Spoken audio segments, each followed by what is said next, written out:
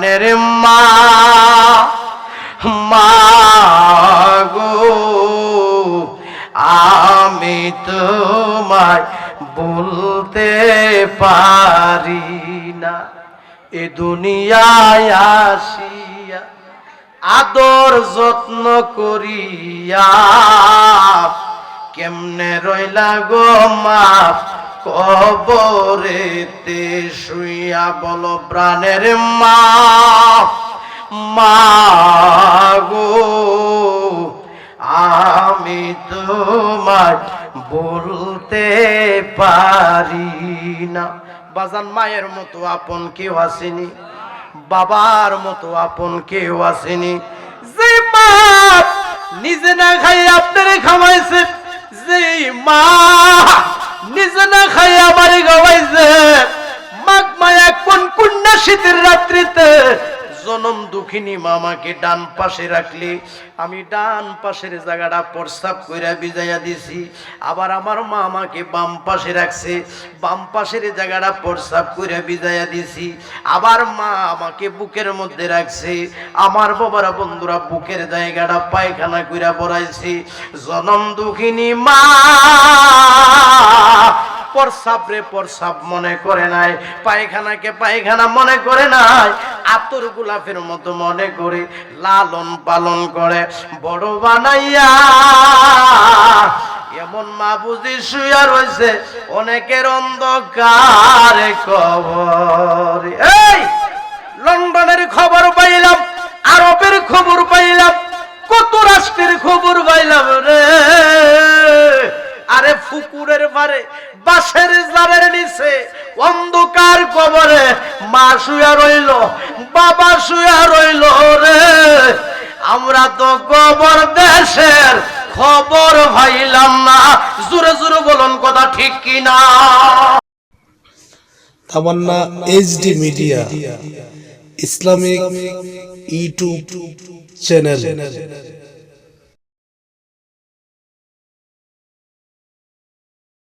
তুমি উম্মতের কান্ডারে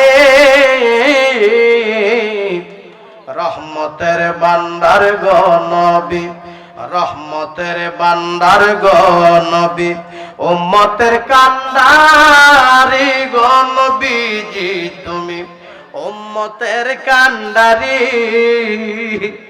হাসর বেলায় পার করিবেন গো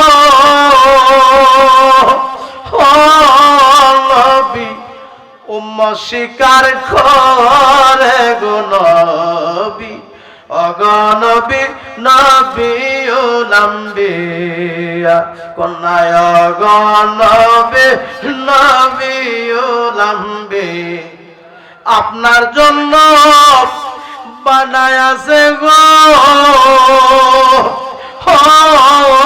নবী সারাটা দুনিয়া গো নবী অগনবী নবী উলাম্বিয়া কন্যায় অগনবী নবী উলাম্বি সবাই জবানটা খুলে কইতেন না মারা হাওয়া বাজান নবীর উম্মত হতে পেরেছি খুশি না বেজা এমন নবীর উম্মত আল্লাহ আমরারে বানাইলো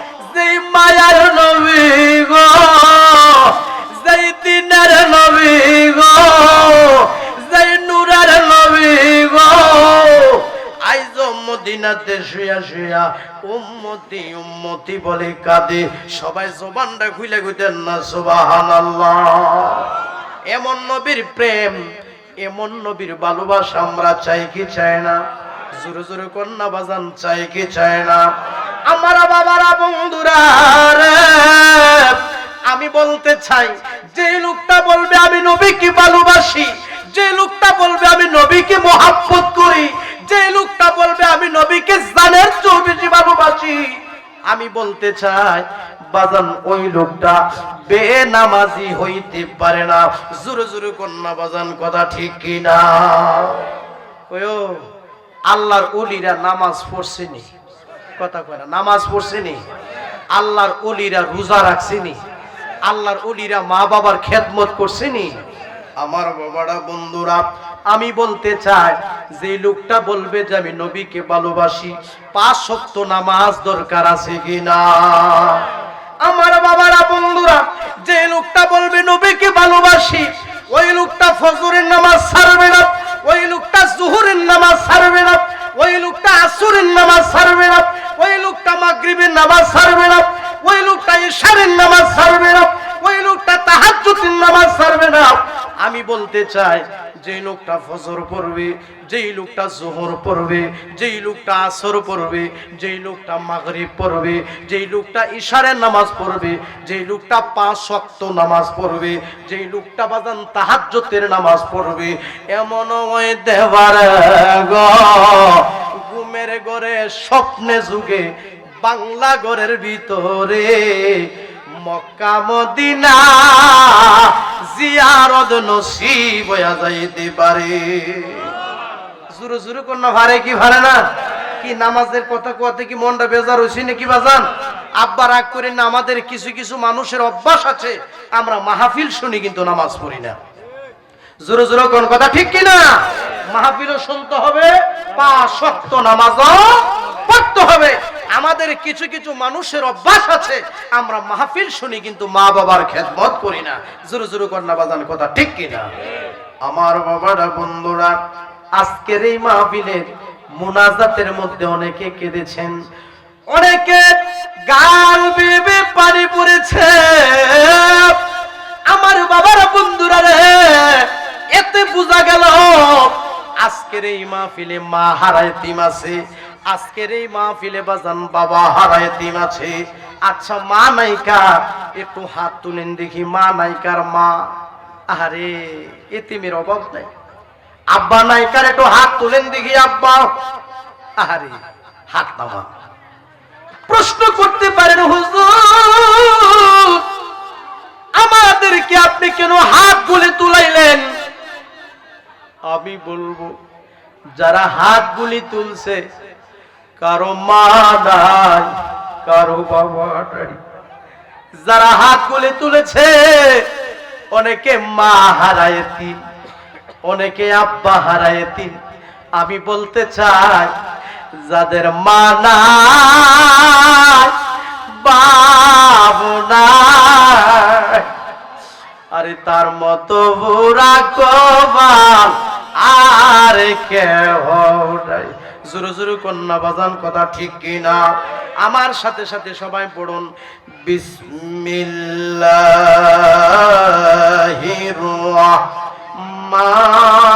রাহমানির রাহিম।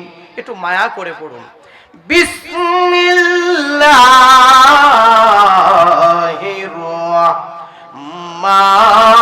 রাহমানির রাহিম। وقضى ربك ألا تعبدوا إلا إياه وبالوالدين إحسانا। সবাই জবান খুলে বলুন আল্লাহু আকবার।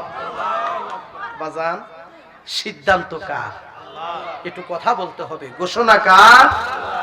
আমার আল্লাহ এই আয়াতে বলতেছেন, হে দুনিয়ার মানুষ, তোমার প্রতিপালক নির্দেশ দিয়েছেন যে তোমরা আল্লাহ ছাড়া অন্য কারো ইবাদত করিও না, এবং তোমরা মাতা পিতার সাথে সৎ ব্যবহার করবে। সবাই জবান খুলে বলুন সুবহান। সবাই জবান খুলে বলুন আল্লাহু আকবার।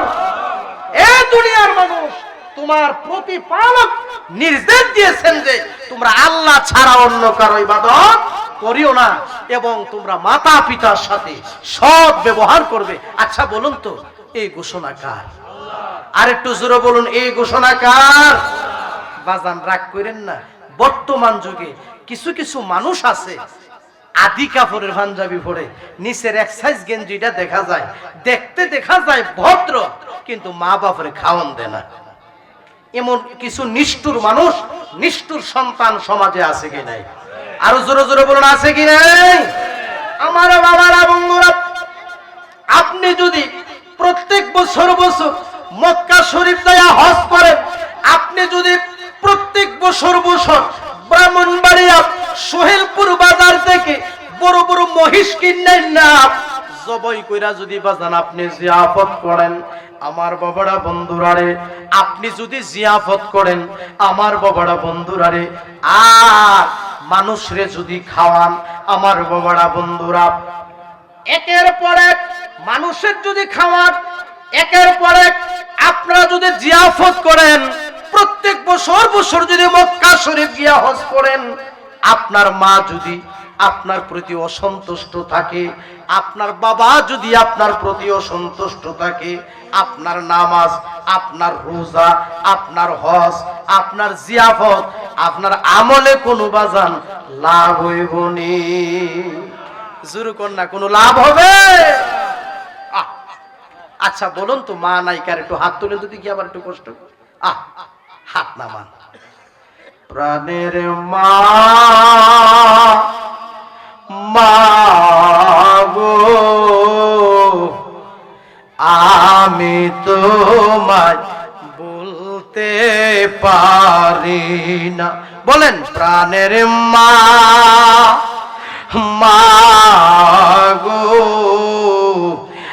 আমি তোমায় বলতে পারি না। এ দুনিয়ায় আসিয়া আদর যত্ন করিয়া কেমনে রইলা গো মা কবরেতে শুইয়া, বলো প্রাণের মা, মা গো আমি তোমায় বলতে পারি না। বাজান মায়ের মতো আপন কেউ আসেনি, বাবার মতো আপন কেউ আসেনি। যে মা নিজে না খাই আপনারে খাওয়াইছে, যে মা নিজে না খাই আমারে খাওয়াইছে, মাগ মায়া কোন কন্যা শীতের রাত্রিতে জনম দুঃখিনী মামাকে ডান পাশে রাখলে, আমি ডান পাশের জায়গাটা প্রস্রাব কইরা ভিজাইয়া দিছি, আবার আমার মা আমাকে বাম পাশে রাখছে, বাম পাশের জায়গাটা প্রস্রাব কইরা ভিজাইয়া দিছি, আবার মা আমাকে বুকের মধ্যে রাখছে, আমার বাবারা বন্ধুরা বুকের জায়গাটা পায়খানা কইরা পড়াইছে। জনম দুঃখিনী মা প্রস্রাব রে প্রস্রাব মনে করে নাই, পায়খানাকে পায়খানা মনে করে নাই, আতর গোলাপের মতো মনে করে লালন পালন করে বড় বানাইয়া। এমন মা বুঝি শুয়া রয়েছে অনেকের অন্ধকারে কবর। এই লন্ডনের খবর পাইলাম, আরবের খবর পাইলাম, কত রাষ্ট্রের খবর পাইলাম রে। আরে ফুকুরের পারে বাঁশের জারের নিচে অন্ধকার কবরে মা শুয়া রইল, বাবা শুয়া রইল রে। আমরা তো কবর দেশের খবর পাইলাম না। জোরে জোরে বলুন কথা ঠিক কিনা? না রে মারব তো দিকে নাই রে, নাই রে মারব তো দিকে নাই রে। আরে মারব তো দিকে, আরে মারব তো দিকে, এই সংসারে আপন নাই আমার কেউ নাই, আমার কেউ নাই রে, নাই রে মারব তো দিকে নাই রে। আমার বাবারা বন্ধুরা, অনেকের মা অন্ধকার কবরে, অনেকের বাবা অন্ধকার কবরে। আমার বাবারা বন্ধুরা, বৃষ্টির পানি দিয়া কবরের আযাব ঠান্ডা হয় না, এই বন্যার পানি দিয়া কবরের আযাব ঠান্ডা হয় না। কুয়াশার পানি দিয়ে কবরের আযাব ঠান্ডা হয় না, বর্ষার পানি দিয়ে কবরের আযাব ঠান্ডা হয় না। কোন এক সন্তান যদি রে মার জন্য কাঁদে, কোন এক সন্তান যদি রে বাবার জন্য কাঁদে, চোখের পানির উসিলায় আমার আল্লাহ পাক রব্বুল আলামিন মা বাবার কবরের আযাব ঠান্ডা করে দেয়।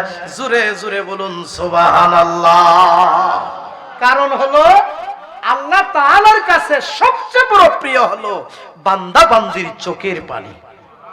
জোরে জোরে কইতেন না সুবহানাল্লাহ। আল্লাহ তাআলার কাছে সবচেয়ে বড় প্রিয় কি? বান্দা বান্দির চোখের পানি। আমার আল্লাহ বলেন, বান্দারে তোমরা কম কম করে হাসো আর বেশি বেশি করে কাঁদো। যেই লোকটা বেশি বেশি করে কাঁদবে, কান্দুন না মানুষ রে, আমার আল্লাহ বেশি বেশি ভালোবাসে। জোরে জোরে কন্যা সুবহানাল্লাহ।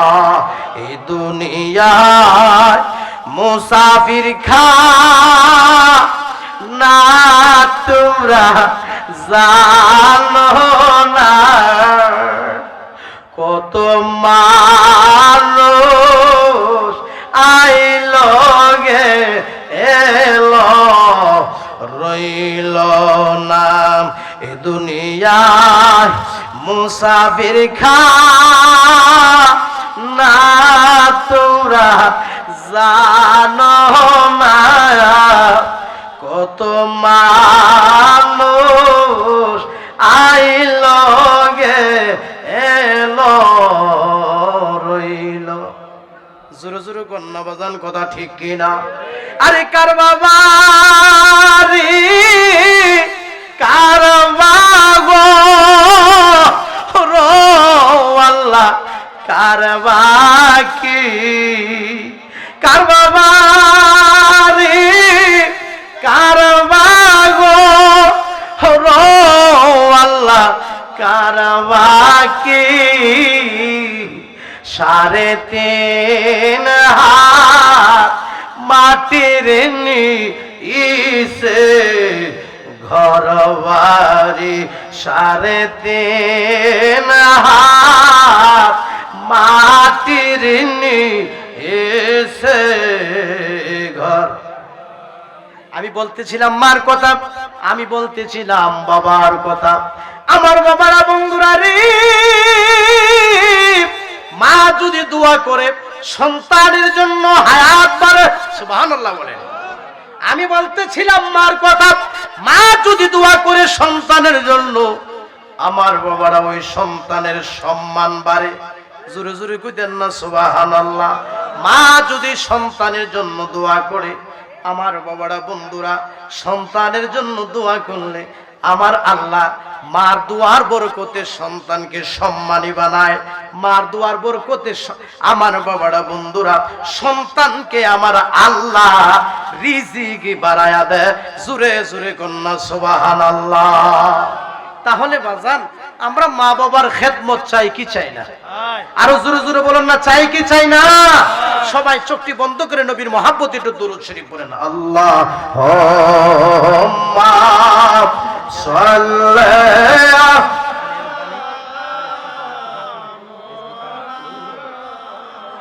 ওয়ালা আলি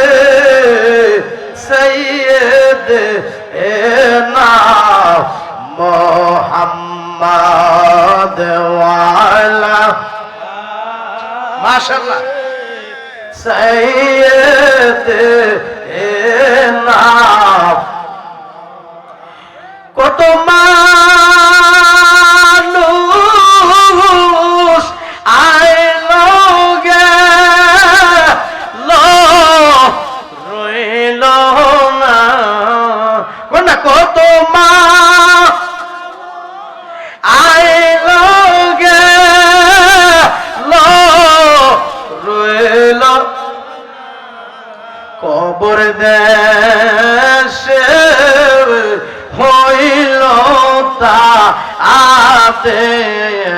ঠিকানা, কবর দেশে হইল তাদের দেবের ঠিকানা আল্লাহুম্মা মাশাআল্লাহ সুবহানাল্লাহ এ নবীর পাগলেরা মুহাম্মাদ ওয়ালা আলে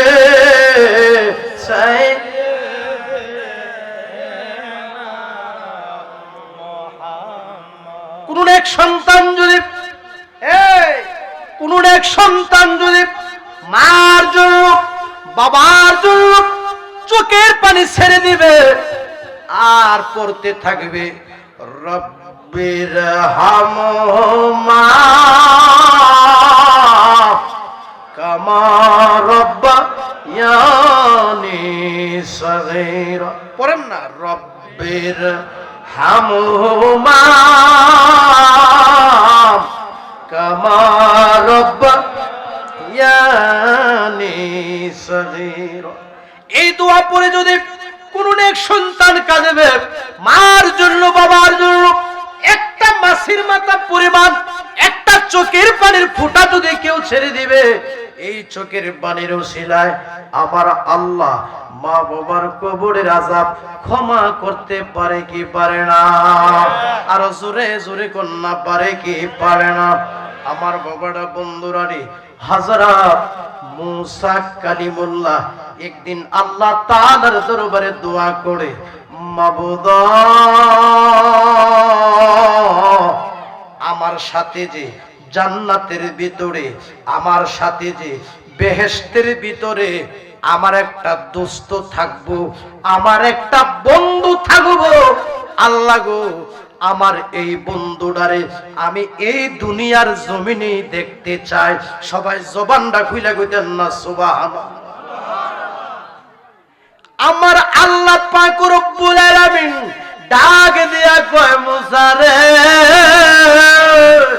জান্নাতের ভিতরে বেহেশতের ভিতরে তোমার সাথে যে তোমার একজন বন্ধু থাকবো তোমার একজন দোস্ত থাকবো ওই দোস্তটা হলো গুস্ত বিসুন্না কষায় সবাই জবানটা খুইলা কইতেন না সুবহানাল্লাহ হযরত মুসা কালিমুল্লাহ আমার আল্লাহরে ডাক দিয়া কয় আল্লাহ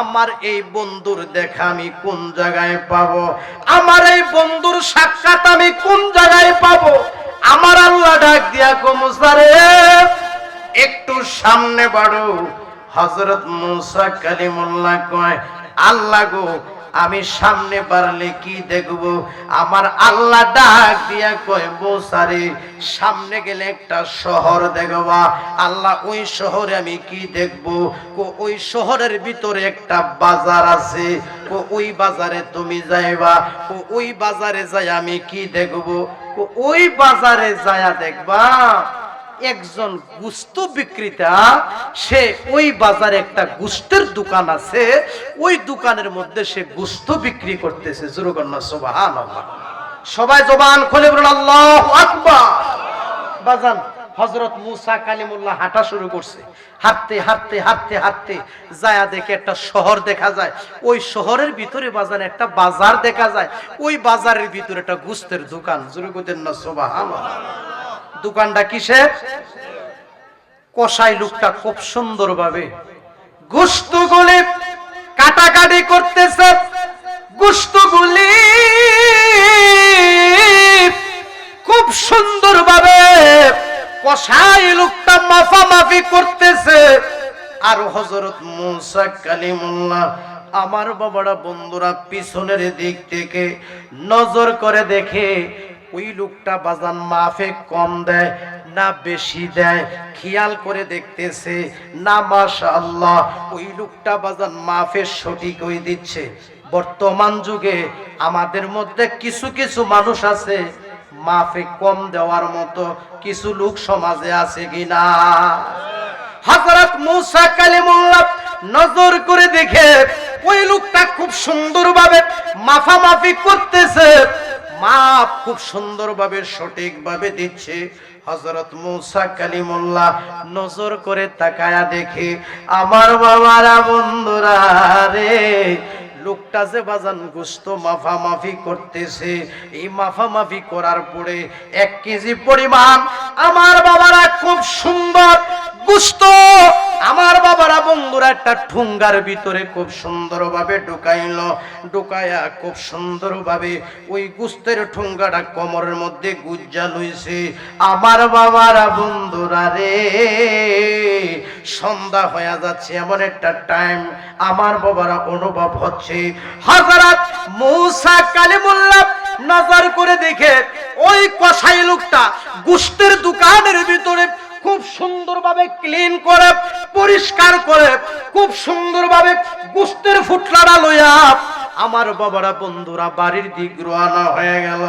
আমার বাবারা বন্ধুরা রে, হযরত মূসা কালিমুল্লাহ আমার বাবারা বন্ধুরা কসাই লোকটা যখন বাড়ির দিক যাচ্ছে, আমার বাবারা বন্ধুরা এই দিক দিয়া হযরত মূসা কালিমুল্লাহ তাকে একটা মায়ার সুরে ডাক দিলেন, বন্ধু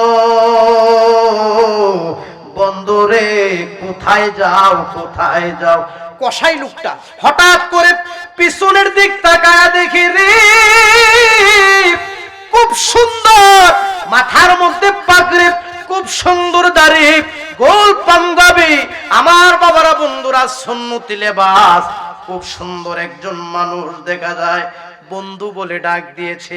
কসাই লোকটা পিছনের দিক তাকাইয়া আমার বাবারা বন্ধুরা তাকে ডাক দিয়ে বললেন যে আমাকে কেন ডাক দিলেন। আমার বাবারা বন্ধুরা হযরত মূসা কালিমুল্লাহ ডাক দিয়া কো, বন্ধু আমি হইলাম একজন মুসাফির, আমি চাইছিলাম একদিনের জন্য আপনার বাড়ির মেহমান হইতে। সবাই জবানটা খুলে কইতেন না সুবহানাল্লাহ। আরে খুলিলে প্রেমের তালা দেখতে পাবি নূর তাজালা। আরে মায়ার নবীর দেখবি জাফর করে রাইখো মনে, প্রেম করিয়া বুইল না জীবনে, প্রেম করিয়া বুইল না জীবনে, আরে প্রেম করিয়া বুইল না জীবনে। সবাই জবানটা খুলে বলেন মারহাবা। এই আপনার বাড়ির মেহমান হইতে চাইছিলাম।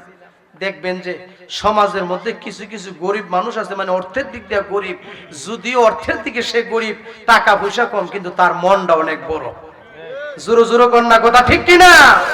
এখন কসাই লোকটা ডাক দিয়া কয়, হুজুর আপনি আমার বাড়ির মেহমান হবেন, এটা তো আমার সৌভাগ্য।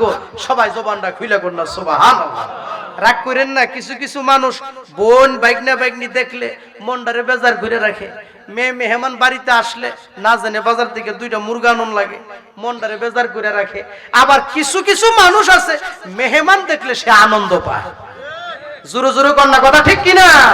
কিছু কিছু মানুষ আছে মেহমান দেখলে সে খুশি হয়, মেহমানের খেদমত করে, মুসাফিরের খেদমত করে।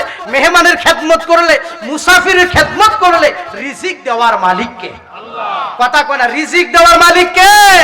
দেখবেন যে গণ গণ মেহমান খাওয়ায়, গণ গণ হুজুর খাওয়ায়, গণ গণ মুসাফির খাওয়ায়, দেখা গেছে আলহামদুলিল্লাহ আল্লাহ তারে খুব ভালোই রাখছে। জোরে জোরে কন্যা কথা ঠিক কিনা? আরে প্রেম করিলে নাই নবী, তার প্রেমে রহিমা বিবি।